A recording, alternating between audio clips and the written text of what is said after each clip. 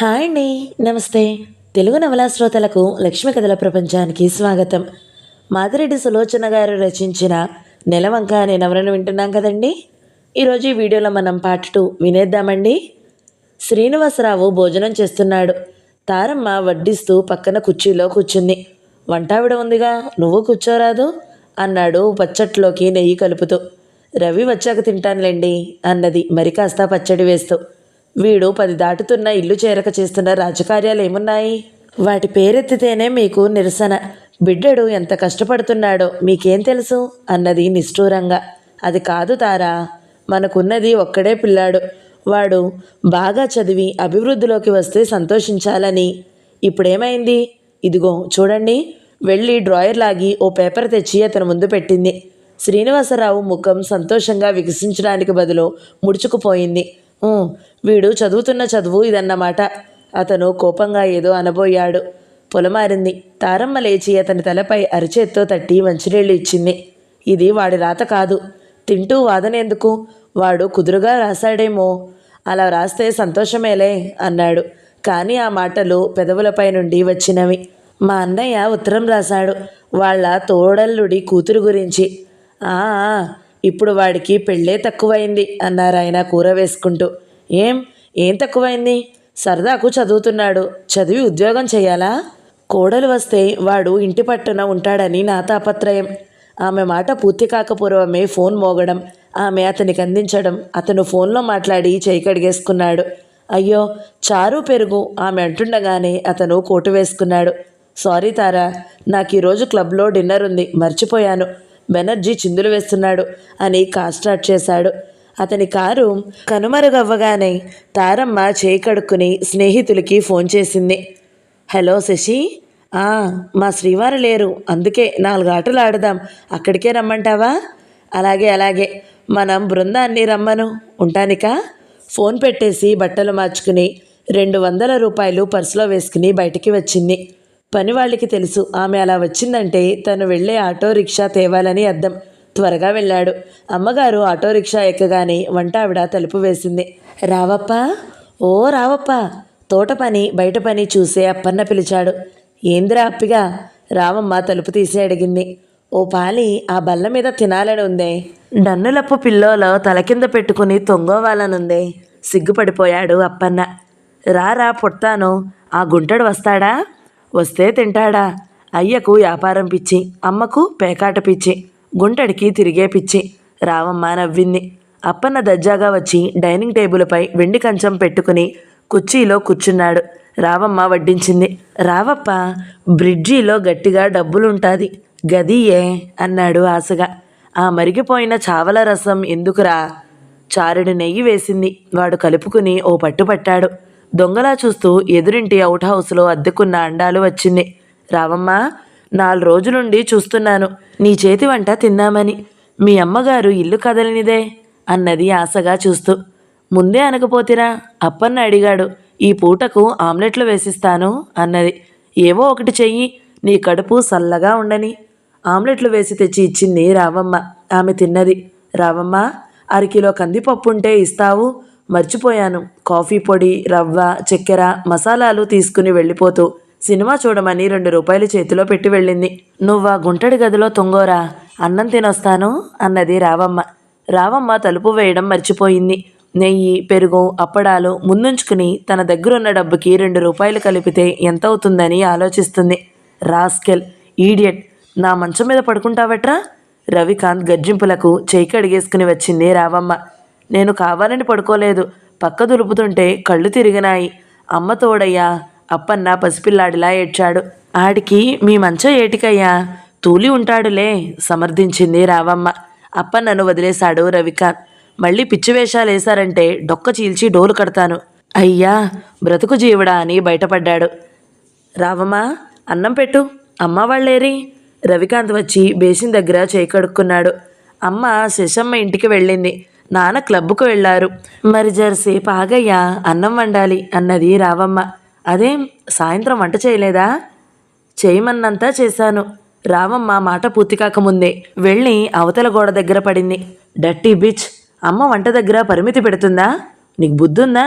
రాణి ఇంకేదో అనబోయి రవికాంత్ కళ్ళు చూసి ఆగిపోయింది. విసవిసా నడిచి వీధిలోకి వచ్చాడు. ఎదురింటి వరండాలో తండ్రి ఈజీ చైర్లో కూర్చుని పిల్లల చేత హోంవర్క్ చేయిస్తున్నాడు.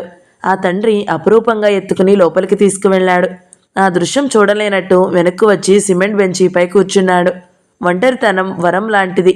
ఒంటరితనంలో ఆ వాస్తవానికి దూరంగా వెళ్ళి మధురమైన ఊహలలో జీవిస్తారు మనిషి అన్నాడొక కవి. ఎంత ఊహించబోయినా మధురమైన ఊహలు రావడం లేదు. ఇందుచేతనో లేచి బయటికి వెళ్ళాడు. బంగ్లాకి దూరంగా కొట్లున్నాయి. కొట్లో అరుగు మీద రాత్రిపూట బిచ్చగాళ్ల కాపురం. మా బాబే లెగురా లే, మాదాకాపం పెట్టేవోరు సందకాడ పెట్టరు. డొక్కా లోపలికి పోయిందమ్మా లే. భిక్షగత్తె రిక్తహస్తాలతో ఇంటికి వచ్చిన రోజు తన అసహాయతకు బాధపడి ఏం చెయ్యాలో తోచక బాదుతుంది. అది చూసినప్పుడు రవికాంత్ తన తండ్రి ప్రేమతో మురిసిపోయాడు. అది ఎంత కృత్రిమమైందో ఇప్పుడు తెలుస్తుంది. అతను అశాంతిగా కృష్ణ ఇల్లు చేరాడు. నలుగురు స్నేహితుల్ని పోగేసుకుని పేకాడుతున్నాడు. మీ అమ్మా నాన్న ఏమనరా? రవికాంత్ అడిగాడు. ఎందుకనరు? కంబైన్ స్టడీస్ అని చెబుతాను అన్నాడు. అందరూ 4 గంటల వరకు పేకాడారు. రవికాంత్ 200 రూపాయలు పోగొట్టుకున్నాడు. జేబులు ఖాళీరా అన్నాడు వెనక్కు ఒరిగి. కళ్ళు మూతలు పడిపోయాయి.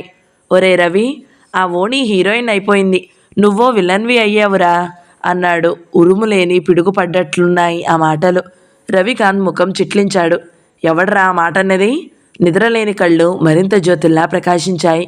కాలేజీ అంతా అదే మాట. నిన్న లెక్చరర్లు ఏమంటున్నారో తెలుసా? రేణు లాంటి అమ్మాయిలు కాలేజీకి ఒక్కరుంటే చాలట. హుంకరించాడు రవికాంత్. ఆ శ్వాస షటప్ అన్నట్టుంది. అవునరా, ఏం కులుకులు ఏం తళుకులు, అర్థం కాని పాఠాలు అడగడానికట అధ్యాపకుల గదుల్లోనే మకం.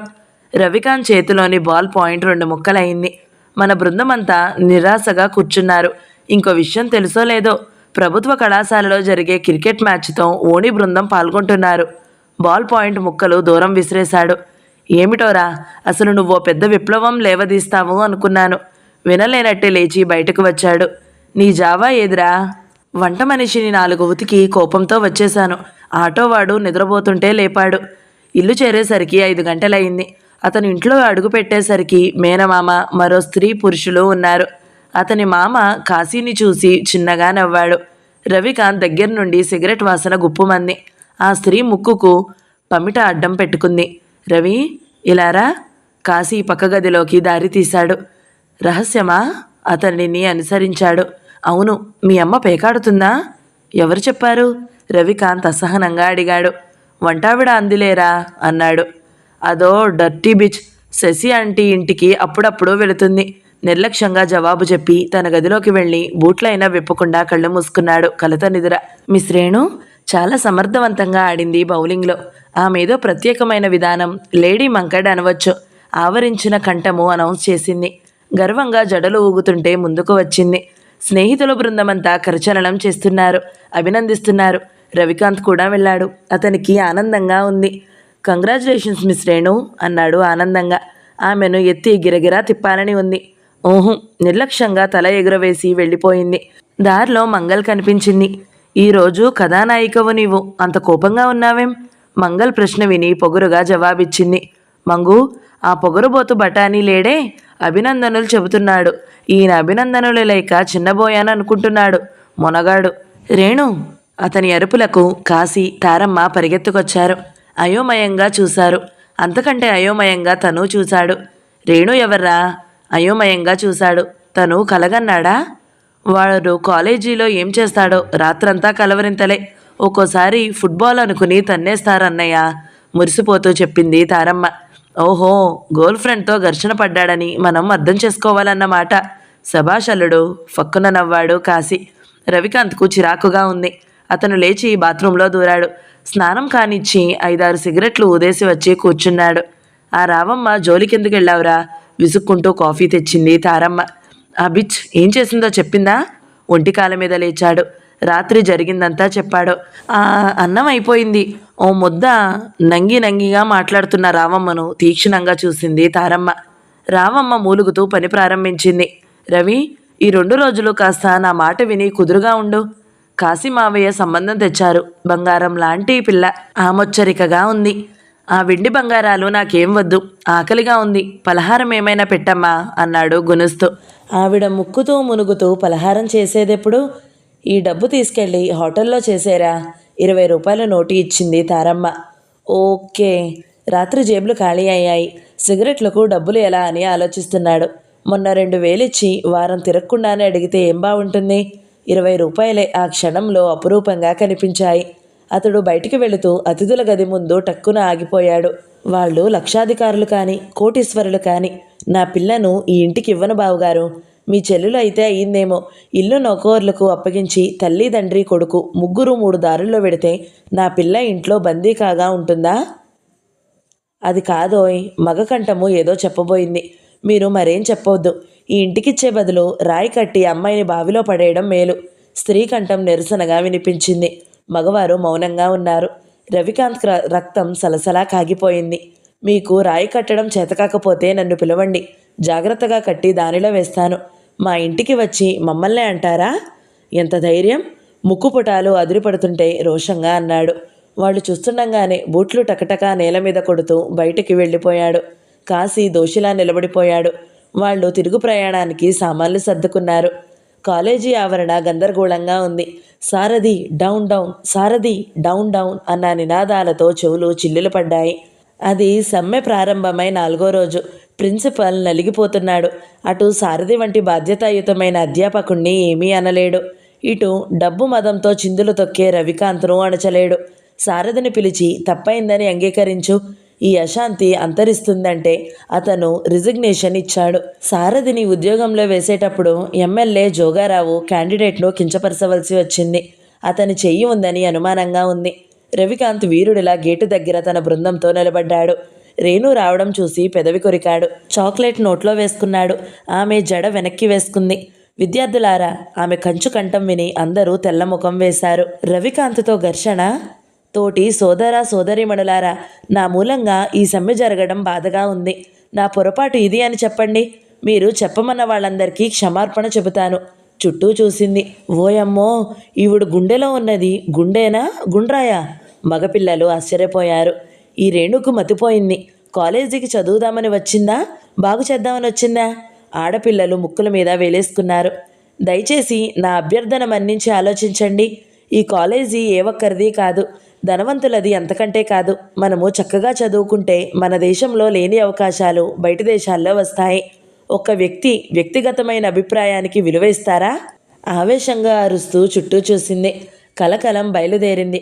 ఆ మాత్రం చలనానికే సంతోషంతో ఉప్పొంగిపోయింది రేణు. రవికాంత్ నిప్పులు కురుస్తున్నట్టు విద్యార్థుల వంక చూశాడు. విద్యార్థులారా, అనవసరంగా మనల్ని ఎవరో ఏదో అంటే దాసోహం అనడం ఆత్మాభిమానం లేని వారు చేసే పని. మంచిని ఎంచి చూపిన సారథి గారి లాంటి అధ్యాపకులను పోగొట్టుకోవడం మన దురదృష్టం అన్నది. ఆఖరు మాటగా ఆమె గొంతు బొంగురుగా మారిపోయింది. మాట బయటికి రానట్టు ఆగిపోయింది. అవును, మనము 2-3 సంవత్సరాలు ఈ కాలేజీలో చదివాము. సారథి గారు ఎప్పుడైనా కాలేజీ వదిలి, క్లాసులు వదిలి బాధ్యతారహితంగా తిరిగారా? పాఠాలు వద్దని హన్స్కు వేశారా? మన సోదరి లాంటి యువతిని అనవసరమైన దూషణల నుండి కాపాడడం నేరమా? రాఘవ్ అడిగాడు. అందరూ తెల్లబోయారు. పుస్తకాల పురుగులా ఉండే రాఘవకు ఇంత చొరవ, తెగువ ఎలా వచ్చాయి అని. అవును, అయిన దానికి కానదానికి సమ్మెలంటూ మనల్ని మనమే పాడు చేసుకుంటున్నాము. ఒక్క రవికాంత్ కోసం కాలేజీ మానేస్తామా? సీత దారితీసింది. కొందరు అనుసరించారు. సారథి సార్, రిజిగ్నేషన్ రద్దు చేసుకోవాలి. అరుపులతో ఆవరణ నిండిపోయింది. విద్యార్థులు మెల్లగా క్లాస్ రూమ్స్ వైపు బయలుదేరారు. మరో గుంపు వచ్చి అడ్డగించింది. వాదోపవాదాలు పెరిగాయి. ఫలితంగా రాఘవ, రేణు గాయపడ్డారు. పోలీసులు వచ్చారు. వాళ్ళకి రవికాంత్ తండ్రి తెలుసు. అతను క్లబ్లో ఇచ్చే పార్టీలు తెలుసు. అతన్ని మెయిన్ లీడ్ చేస్తున్నారని చెప్పి రఘు, కృష్ణ మరికొందరు విద్యార్థులను అరెస్ట్ చేశారు. మిగిలిన వారు క్లాస్ రూమ్స్లోకి వెళ్లారు. రేణు ఆసుపత్రి నుండి కాలేజీకి వచ్చింది. రవికాంత్ను పట్టుకోలేదని ఆశ్చర్యపోయింది. ఇది అన్యాయం సీత. దేశాన్ని రక్షిస్తారనుకునే వారే ఆశ్రిత జన పక్షపాతం చూపితే ఎలా? బాధగా నుదురు రాసుకుంది రేణు. ముందు నువ్వు ఇంటికి వెళ్ళి విశ్రాంతి తీసుకో. సీత కసురుకున్నది. రేణుక వెళ్ళాలని లేదు. రాఘవకెలా ఉంది? సీత అడిగింది. కాస్త బలంగానే దెబ్బలు తగిలాయి అనుకుంటాను. 2 రోజులు ఉండాలంటున్నారు అన్నది. ఐసి. సీత ఎటో చూస్తుంది. అధ్యాపకులు బలవంతం చేయడంతో రేణు ఇంటికి వచ్చింది. వచ్చావా రేణు? పద్మ తేలికగా నిట్టూచింది. భలే దానివక్క, అక్కడే ఉంటానా ఏం అన్నది తల తుడుచుకుంటూ. అప్పుడే సుందరం చెప్పాడు, మీ కాలేజీలో ఏదో గొడవని మీ బావ దగ్గరకు పంపాను. నువ్వు భలే దానివక్క, బావను శ్రమ పట్టడం దేనికి? చిన్న దెబ్బ, మందు వేయించుకున్నాను, జరిగింది క్లుప్తంగా చెప్పింది అక్కతో. అసలు ఆ గొడవలు నీకెందుకే? నీ మానాన నువ్వు చదువుకోరాదు కసురుకుంది.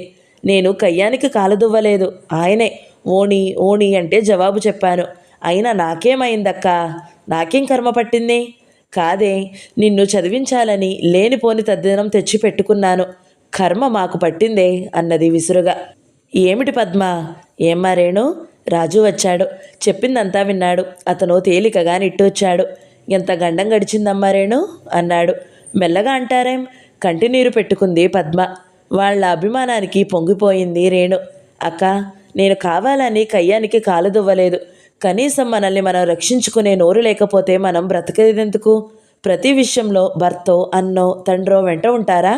మృదువుగా అనునయంగా అడిగింది. పద్మకు నోటమాట రాలేదు. కొత్తగా చూసినట్లు చెల్లెలి వంక చూసింది. ఆ వాతావరణం తేలిక చెయ్యాలి అనిపించింది. బావా, ఈ పూట కాఫీ పెట్టే బాధ్యత నాది. ప్రికాషనరీ మెజర్స్, లవంగం పుట్టకో ఒక్క పలుకో దగ్గరుంచుకో అని వంటింట్లోకి వెళ్ళింది రేణు. రాజు నవ్వాడు మరదలి మాటలకు. ఏ మాటకు ఆ మాటే చెప్పుకోవాలి. మరదలు మాణిక్యమా, చదువులో ఎంత చురుకో వంటలో కూడా అంతే మెళుకువ. దాన్నే మునగ చెట్టు ఎక్కించవద్దు చొరచొరా చూసింది పద్మ. రేణు, మీ ఊళ్ళో మునగ చెట్టు అంత బలంగా ఉంటాయా అంటూనే భార్య బుగ్గలు తడిపేశాడు. సెన్సార్ వారు అభ్యంతరం తెలుపుతున్నారు ప్లీజ్. చిరునవ్వు నవ్వుతూ కాఫీ గ్లాసులు తెచ్చింది రేణు. ఈ పిల్ల నవ్వితే బుగ్గల్లో సొట్టలు పడతాయనుకున్నాడు రాజు. ఈ అందాల రాశికి అలంకరణ తోడైతే అనుకుంది పద్మ. బావా, నేను 10th చదువుతుంటే పల్లెటూరు దాన్ని చేసి స్పెల్ ఆఫ్ అన్ ఆడి ఓడించేవాడివి. ఇప్పుడు ఆడదాం. పందెం కాయబోయే మాణిక్యం. పైసా పైసా చాలా? అవమానం అవమానం. కాఫీ సిప్ చేశాడు. పోనీ అంతకంటే పందెం ఒడ్డే ఆర్థిక స్తోమత లేదు. పోనీ ఓడిన వారు ఓ 10 గుంజిళ్ళు తీయాలి. భలే ఎత్తు వేశాం. గెలిస్తే నేను తీస్తాను. ఓడిన గుంజిళ్ళు తీసి బంగారు తీగలా సాగుదామనే నవ్వాడు రాజు. ఉతికిన బట్టలు లేక పద్మ చీర కట్టుకుపోయిందా రోజు. అందుకే బట్టలు మార్చుకుంది. పద్మ తన చీరను పదిలంగా దాచుకుంటుంది. పెళ్లినాటి చీరలు కూడా చెక్కు చెదరలేదు. రేణుకు తెలుసు తన బట్టలను జాగ్రత్తగా వాడతానని. అందుకే అక్క ఆయిల్ చీర మార్చింది. ఓణి వేసుకుంటుంటే మళ్ళీ ఒక్కసారి కాలేజీ వాతావరణము గుర్తుకు వచ్చింది. రవికాంత్ ఏం చేస్తున్నాడు? మరో కొత్త ప్రణాళిక వేస్తున్నాడు కాబోలు అనుకుంది. వెళ్ళి బావతో స్పెలోఫన్ ఆడుతూ అన్నీ మర్చిపోయింది. గంటు పట్టిందా ఆటకు? రేణు స్కోర్ 400కు దగ్గరగా వస్తే రాజు 203 చేశాడు. అబ్బా, ఇంకెంతసేపే? పద్మ విసుక్కుంది. మీ ఆయన బుర్రలో ఆదిలాబాద్ అడవిలోని ఎర్రమట్టి ఉందే, నేనేం చేయను అన్నది రేణు. మహా గెలిచావని ఎగిరిపడకు మరదలా, చిన్నపిల్లవు ఏడ్చిపోతావని అజాగ్రత్తగా ఆడాను అంతే అన్నాడు రాజు దర్పంగా. చాలండి మీ గొప్పలు. ఏ ఆట ఆడినా విజయలక్ష్మి దాన్నే వరిస్తుంది. చిన్నప్పుడు ఊళ్ళో పిల్లలంతా వామన గుంటలు, గచ్చకాయలు, పచ్చీసు ఆడి గోల పెడుతూ వెళ్ళిపోయేవారు. బీట్ చేసిందని పద్మ అందుకుంది. నేనేం పారిపోవడం లేదే ఓయ్. ఈ గుంజీలు రేపొద్దున ఆసనాల వరకు వాయిదా వేస్తే ఎలా ఉంటుందని ఆలోచిస్తున్నాను అంతే అన్నాడు. ఊహు, అదేం కుదరదు గారంగా అరిచింది రేణు. నాదేం పోయింది, నీకే పాపం అంటుండగానే రామరాజును ఎవరో పిలిచారు. ఆడే అతను అన్నీ వదిలేసి వెళ్ళిపోయాడు. రేణు, కాస్త అన్నం చూస్తుండవే, ఆంజనేయ స్వామి గుడికి వెళ్ళొస్తాను అన్నది పద్మ. ఈ పూట శనివారం కూడా కాదు కదక్కా ఆశ్చర్యంగా చూసింది రేణు. అన్నీ నీకే కావాలి, భయభక్తులకు వారాలు దినాలు ఎందుకు విసుక్కుంటూ వెళ్ళిపోయింది. రేణు అన్నం వండి తన బట్టలు ఉతుక్కుని గడియారం వంక చూసింది. రాత్రి 7 గంటలు దాటింది. అక్క ఇంకా ఇంటికి రాలేదు. రేణు కంగారుగా బయటికి వచ్చింది. వడవడ వణికిపోతూ తడిచీరలతో ఇంటికి వచ్చింది పద్మ. ఆమె వెంట ఓ 10 ఏళ్ల కుర్రవాడు వచ్చాడు. పద్మ పొడిచీర కట్టుకుని తడిచీర విడిచి అతనికి ఇచ్చింది. రేణు కళ్ళు పెద్దవైనాయి. తల మీద బల్లి పడిందే అన్నది చూపులు దాచినట్టు ముఖం పక్కకు తిప్పుతూ. అక్క అబద్ధమాడుతుందని తెలిసిపోయింది. మీ బావగారు రాలేదా? తల దువ్వుతూ అడిగింది. రాలేదన్నట్టు తలూపి లోపలికి వెళ్ళింది. అక్క దేవుడి పటం ముందు నుంచి పొట్లం తీసింది. పుత్రకామేష్టి యంత్రం అన్న కాగితం కనిపించింది. దాని కింద పసుపు కుంకుమ ఉన్నాయి. అక్క పట్ల జాలి కలిగింది. ఆమెకు పిల్లలంటే అంత ప్రేమ ఉందని తెలియదు. నాకు తెలుసు నువ్వు ఎందుకు తలస్నానం చేశావో. సాధువులు సన్యాసులు మంత్రాలు వేసినంత మాత్రాన పిల్లలు పుడతారా? రామరాజు అరుస్తున్నాడు. అబ్బా ఊరుకుందురో, నా నమ్మకం నాది. పడుకునేటప్పుడు దేవుని ముందు పెట్టిన కాగితం 3 సార్లు చదవండి, లేదంటే మానేయండి అన్నది గుసగుసగా. రేణు బయట గదిలోకి రాగానే ఇద్దరూ ఏం తెలియనట్లు వేరే విషయం మాట్లాడుతూ కూర్చున్నారు. ఆకలేస్తుంది అక్కయ్య, వడ్డిస్తాను పదా. పద్మ లేచింది. ముగ్గురు భోజనాలు చేశారు. బయట గది డ్రాయింగ్ కమ్ బెడ్రూమ్, వెనుక గది వంటగది కమ్ పూజ గది, భోజనాల గది అతిథుల గది అదే. అందుకే నేలపైన పాత తట్టు వేసి తుడిచి తన పడక వేసుకుంది రేణు. పుస్తకం తెచ్చుకుని కూర్చుంది. పడుకోరాదే రేణు, పొద్దున్నే లేపుతాను. 9-10 నిమిషాలు ఎక్కయ్యా. తలకు దెబ్బ తగిలిందని చెబితే వినిపించుకోవేం? పద్మ బాధ చెల్లెలికి తెలియదు. భర్త మంత్రం చదివి పడుకోవాలి. రామరాజు అన్నం కడుపులో పడగానే కళ్ళ మీదకి మత్తొచ్చేస్తుంది. లైటు ఆర్పి పడుకుంది రేణు. అక్క వెలిగించిన దీపం మాత్రం వెంకటేశ్వర స్వామి పటం ముందు వెలుగుతున్నది. ఆమెకు ఒక అరగంట చదవందే నిద్ర రాదు. అటూ ఇటూ పొర్లింది. అరగంట గడిచిపోయింది. గునగునలు వినిపించాయి. రేణు, రేణు. రేణు పలకలేదు. నిద్రపోయినట్టు అటు తిరిగి పడుకుంది. అది నిద్రపోయింది, వెళ్ళండి. లైటు వేయొద్దంటావు, నీతో చావొచ్చిందే పద్దు. అతని అడుగుల చప్పుడు దగ్గరైంది. ఊపిరి బిగబట్టింది రేణు. అస్పష్టమైన గుణుగుడు వినిపించింది. రేణుకు జాలి వేసింది, సిగ్గుపడింది కూడా. పట్నాలలో ఉండేవారు తమ పిల్లలను ఉంచుకోరని నిష్ఠూరాలు వేస్తారు గాని వారి అవస్థలు ఇలా ఉంటాయి. ఎంత స్వేచ్ఛ అరికట్టబడిందో అర్థమయ్యింది. తను బయట గదిలో పడుకుంటే బాత్రూంకి వెళ్ళాలంటే వాళ్లను లేపాలి. రామరాజు లేచి వెళ్ళిపోయాడు. తేలిగ్గా నిట్టూర్చింది రేణు.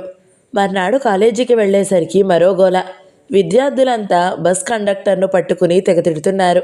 రాఘవ్కి ఎలా ఉంది? ఓ విద్యార్థిని అడిగింది. పర్వాలేదు, బయట అలజడి తగ్గిందా మిస్? అతను అడిగాడు. పోలీసులున్నారు అన్నది బయటకు తొంగి చూస్తూ. ఈ పోలీసులు పెద్ద నాయకులైపోయారు అన్నాడు మరో విద్యార్థి. కాదు, మనం చేశాం అన్నది రేణు. అందరూ అర్థం కానట్టు చూశారు. అవునండి, వాళ్ళు చేసిన గొప్ప ఏముంది? అసలు తప్పు చేసిన వాడికి పరపతి ఉంది కాబట్టి వదిలేశారు. ప్రక్కవారిని పట్టుకున్నారు. వాళ్లకు రావాల్సిన డబ్బు రాబట్టుకుంటారు. మనం కళ్ళు విప్పే సమయం ఆసన్నమైందండి. బస్సుల కండక్టర్లనా నాయకులనా?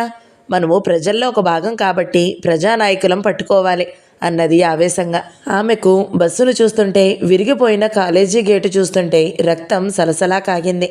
బస్సు బాగు చేయడానికి మరో రకంగా పడుతుంది పన్ను. కాలేజీ గోడలు బాగు చేయడానికి డొనేషన్ రూపంలో వసూలు చేస్తారు.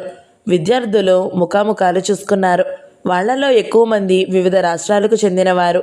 ఇంతలో పోలీసులు వచ్చి అందర్నీ వెళ్ళిపోమన్నారు.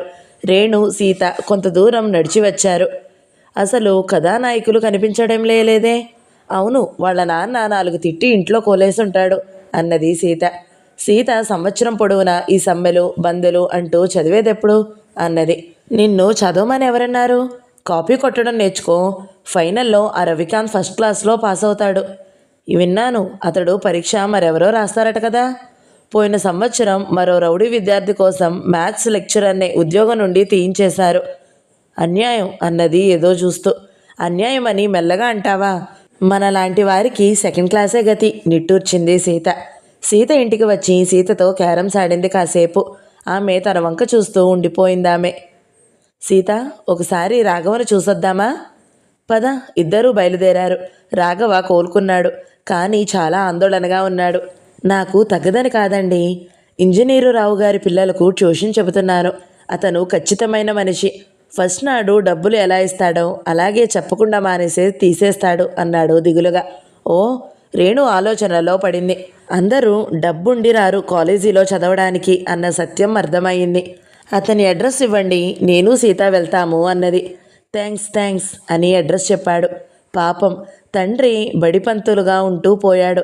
తల్లి ఊళ్ళో తండ్రికి వచ్చే పెన్షన్ డబ్బుతో బ్రతుకుతుందట అన్నది. ఇద్దరు ఎవరి ఆలోచనలలో వారు ఇంజనీర్ గారి ఇల్లు చేరారు. ఆయన అప్పుడే ఆఫీస్ నుండి వచ్చినట్టున్నాడు. బూట్లు విప్పుతున్నాడు. సార్, రేణు మాట్లాడాలని పిలిచింది. ఎవరు? ఓ, చందాలకా? ఏం చందా తల్లి? గణేష్ ఉత్సవమా, దుర్గా పూజకా, లేక ఎవడైనా చనిపోయాడా? వరద బాధితులా, బీద విద్యార్థులా? అతని స్పీడు విమానం కంటే ఎక్కువగా ఉంది. సీత అదిరిపోయింది. రేణు చిన్నగా నవ్వింది. విద్యార్థులమే గాని చందాల కోసం రాలేదు. మరి ఈసారి కాస్త తగ్గాడు. రాఘవ అంటూ అతన్ని కన్నా స్పీడుగా చెప్పేసింది రేణు. ఆ ఇంజనీర్ గారు ఒక క్షణం చూసి పకపకా నవ్వేశాడు. నేనే అనుకుంటే నాకంటే స్పీడు. మొత్తానికి నా బలహీనత పట్టేశావు. కూర్చోండి అన్నాడు. ఆ తర్వాత క్రమశిక్షణ మీద అరగంట ఉపన్యాసం ఇచ్చి టీ ఇప్పించి పంపారు. ఇద్దరిలో ఒకరు పాఠం చెబుతుంటే తమ పరిస్థితి అర్థం చేసుకోలేదంతా మూర్ఖుడు కాదు అని చెప్పాడు. అమ్మయ్య అని బయటపడ్డారు. ఇద్దరూ నవ్వుకుంటూ ఇంటిదారి పట్టారు. నెలవంక 2వ భాగం సమాప్తం. ఈ వీడియో మీకు నచ్చినట్లయితే లైక్ చేయండి, షేర్ చేయండి, మంచి కామెంట్ పెట్టండి. ఇలాంటి మరిన్ని వీడియోల కోసం మన ఛానల్ని సబ్స్క్రైబ్ చేసుకోండి. Thank you so much for watching. నమస్తే.